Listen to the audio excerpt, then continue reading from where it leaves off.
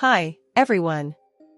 I'm Hannah, and I want to tell you about the time when my life took a surprising turn. I was 25 years old, working as an accountant at a company where I met Tom. Tom was the head of the marketing department, a pretty serious guy, but with a charm that was hard to miss. At first, Tom and I were just colleagues. We exchanged polite hellos and discussed work stuff now and then. He was always busy, and I was too focused on my tasks to think much about him. But things changed at one of our company parties. It was one of those annual events where everyone let loose a little. The party was lively, with music blasting and people dancing everywhere. I wasn't much of a dancer, so I decided to take a break on the balcony, away from the noise. That's when Tom joined me. We chatted for a bit about work and the usual small talk.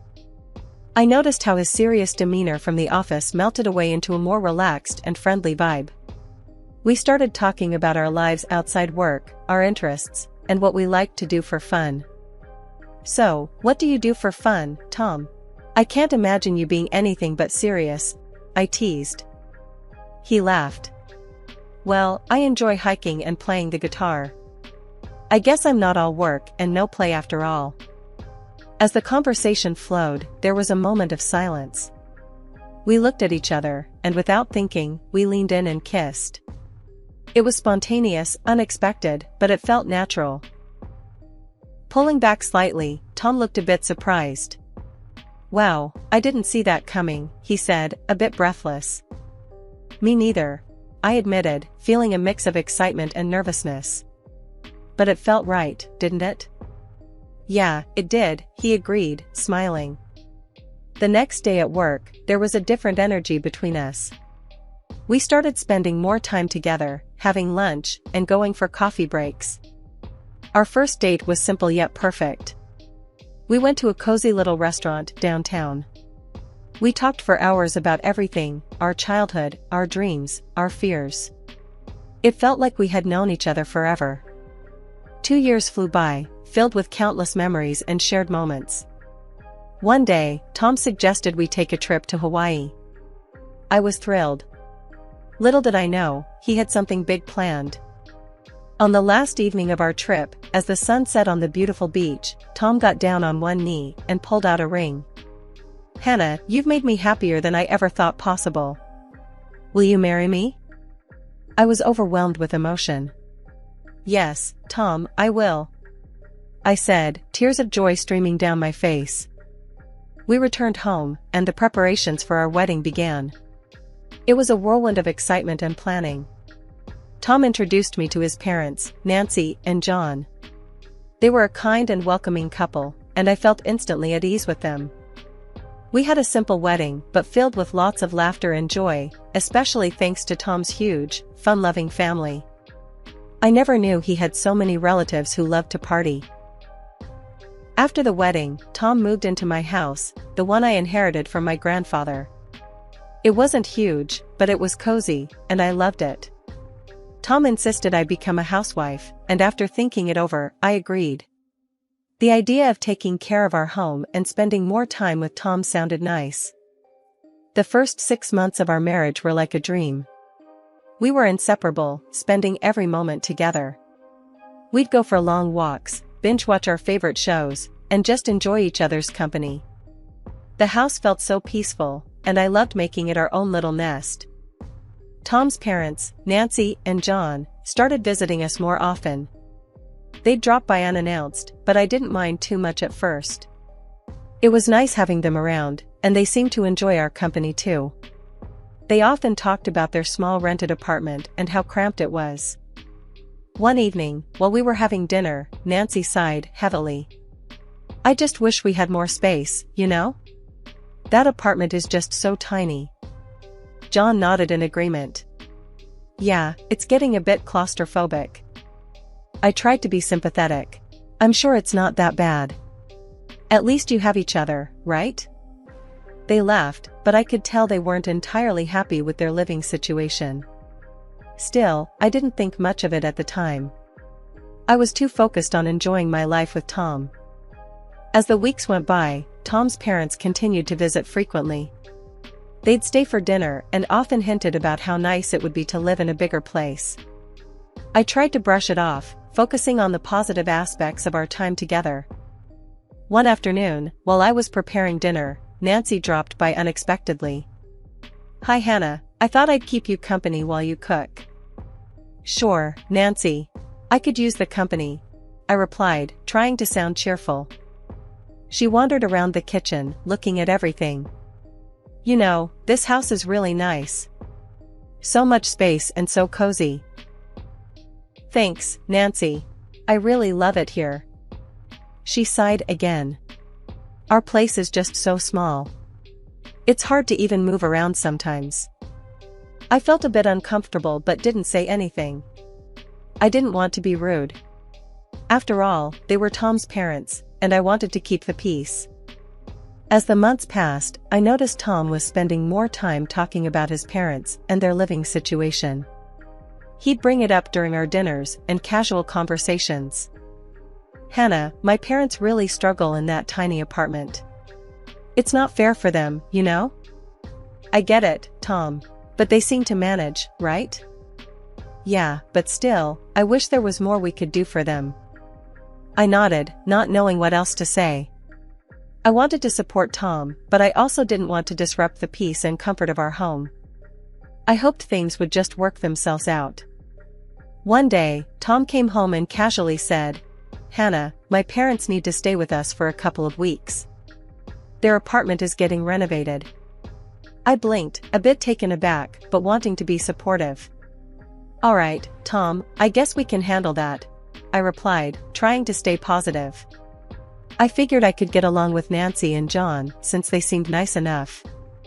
A few days later, I saw a massive truck pull up outside our house. Movers started unloading a ton of furniture and boxes. I stood there, watching in disbelief as they filled our house with their stuff. "What's all this?" I muttered to myself, feeling a knot tighten in my stomach. Nancy and John arrived soon after, looking cheerful. "Thanks for letting us stay, Hannah," Nancy said, patting me on the shoulder. I forced a smile. "Sure, but why didn't you rent a storage room for all this stuff?" Nancy waved her hand dismissively. "Oh, I don't trust strangers with my things. It's just for a couple of weeks." I nodded, trying to hide my growing unease. For the first few days, they were polite and thanked me for letting them stay. I even started to relax a bit, thinking maybe it wouldn't be so bad after all. Tom suggested we have a family dinner to welcome them properly. I agreed, thinking it might help ease the tension. The night of the dinner, I worked hard to make everything perfect. I cooked a nice meal and set the table nicely. As we all sat down, Nancy and John seemed pleased. "Thank you, Hannah, this is lovely," Nancy said, smiling. I smiled back, feeling a bit more at ease. "I'm glad you like it. Welcome to our home." The dinner went smoothly, with everyone chatting and laughing. I started to think maybe this arrangement could work after all. Tom's parents seemed grateful, and I hoped we could all get along well during their stay. But as the days went by, I couldn't shake off the feeling of being overwhelmed by all their stuff crowding our house. Every room seemed to be filled with their belongings, and it felt like our space was shrinking. I tried to stay positive, reminding myself it was only for a few weeks. Despite the growing clutter, I continued to focus on keeping the peace. I cleaned up after them, cooked their meals, and tried to be a good hostess. Tom seemed pleased with how things were going, which helped me stay positive. One evening, as I was cleaning up after dinner, Tom came into the kitchen. "Hannah, thanks for making this work. I know it's not easy having my parents here." I wiped my hands on a towel and smiled at him. "I'm doing my best, Tom. I just hope it's only for a couple of weeks like you said." "It will be, I promise," he assured me. I nodded, feeling a bit reassured. I hoped Tom was right and that this arrangement would be temporary. I could handle a few weeks, I told myself. As the days passed, I tried to focus on the positives. Nancy and John were generally polite and tried to be helpful in their own way. We had a few more family dinners, and I made an effort to include them in our daily routines. One morning, I decided to take a break from the house and go for a walk. I needed some fresh air and a bit of time to myself. As I walked around the neighborhood, I thought about how much our lives had changed in just a few days. When I got back home, Nancy was in the kitchen, making coffee. "Morning, Hannah. How was your walk?" "It was nice, thanks," I replied, feeling a bit more refreshed. She smiled. "Good. I'm thinking of baking some cookies later. Would you like some?" I appreciated the gesture. "Sure, that sounds great, Nancy." As I went about my day, I reminded myself that this was just a temporary situation. I could handle a few weeks of extra company and clutter. It wasn't ideal, but it was manageable. Things took a turn after a few days of my in-laws moving in. It started slowly, but soon became clear that Nancy and John were taking over our house. It began one morning when I was making breakfast. Nancy walked into the kitchen and wrinkled her nose at the spread. "Hannah, what's this? Oatmeal again? We need some real food. Bacon and eggs would be nice." I clenched my jaw, but nodded. "Fine, I'll make bacon and eggs tomorrow." The next day, I found Nancy in the living room, moving my favorite chair. "This recliner needs a better spot. Don't you think, Hannah?" I tried to keep my cool. "Nancy, please ask before moving my furniture." She just shrugged. "It's for the best, trust me." John wasn't any better. He'd park himself in front of the TV all day, snacking and leaving crumbs everywhere. I confronted him one evening. "John, can you at least use a plate? The living room's a mess." He grunted without looking away from the screen. "Yeah, sure, whatever." I felt like I was losing control of my own home. Every day, Nancy would find something new to criticize or change. One afternoon, I caught her rearranging the kitchen cabinets.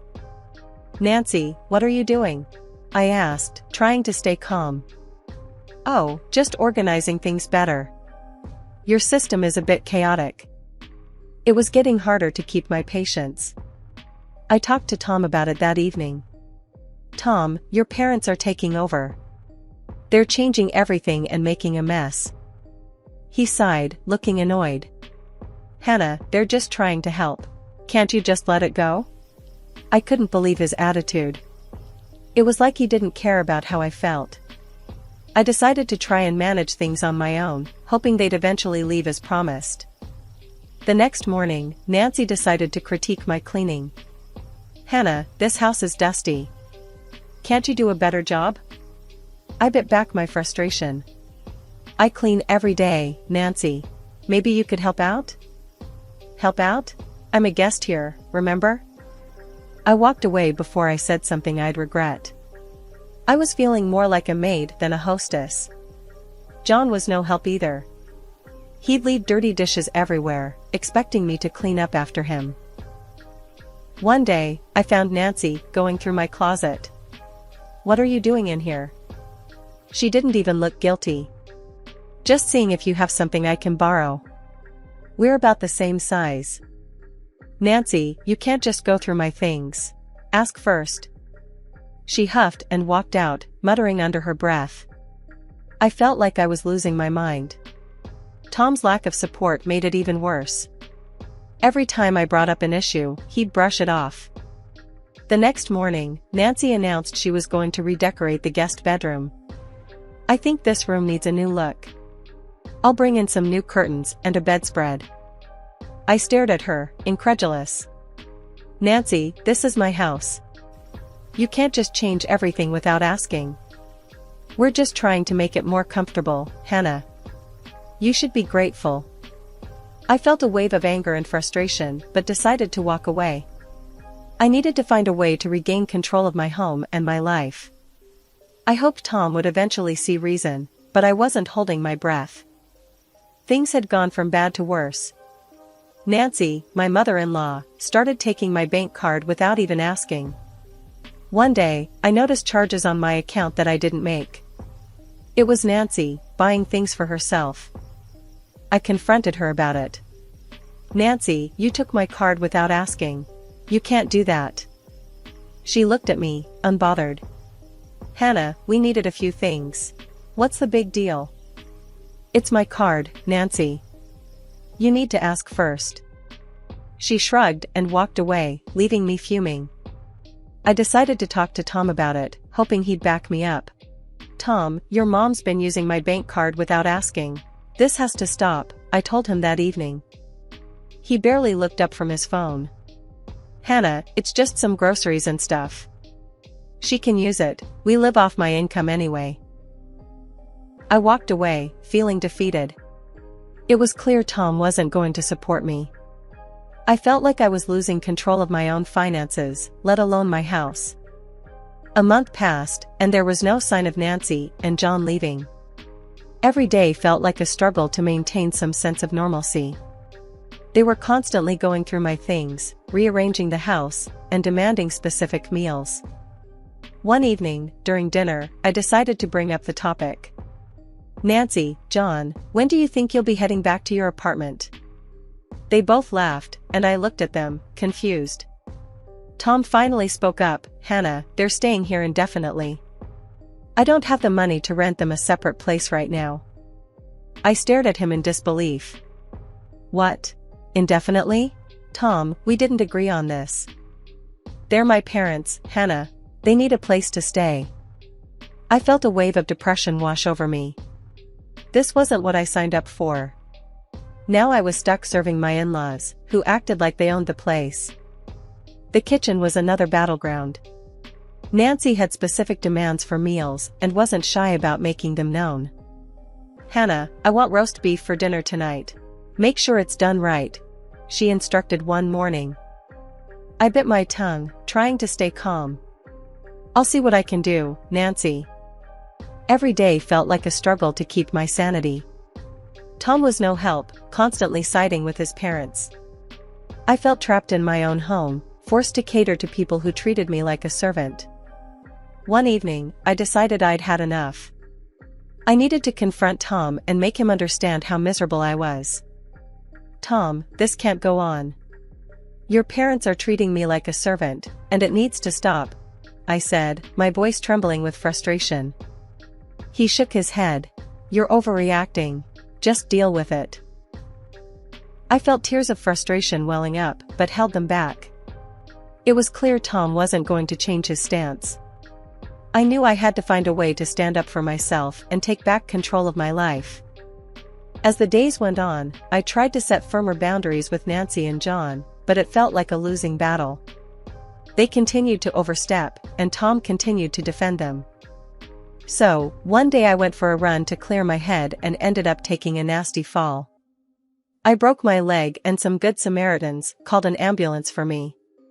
After a long day at the hospital, I finally got back home in a taxi, exhausted and in pain. When I hobbled through the door on crutches, Nancy and John were sitting in the living room, watching TV. Tom was there too, looking annoyed. Nancy glanced up and said, "Where's dinner, Hannah? We had to order pizza." I pointed to my leg, still throbbing with pain. I broke my leg. I couldn't cook. Tom chimed in, clearly irritated. Hannah, stop pretending. You can still cook. Pretending? I was at the hospital all day, Tom. I shouted, feeling the frustration boiling over. No need to get dramatic, Nancy said, turning back to the TV. I was forced to cook dinner on crutches the next day. It was a struggle, but I managed to get something on the table. Nancy and John still found reasons to complain. A few days later, we were having dinner when Nancy dropped another bombshell. We've invited our relatives over for Thanksgiving. Since you're laid up with that leg, you should move out for a couple of weeks. They'll need the space. I stared at her in disbelief. You want me to leave my own house? John nodded. It's just for a couple of weeks, Hannah. You'll be in the way with that leg.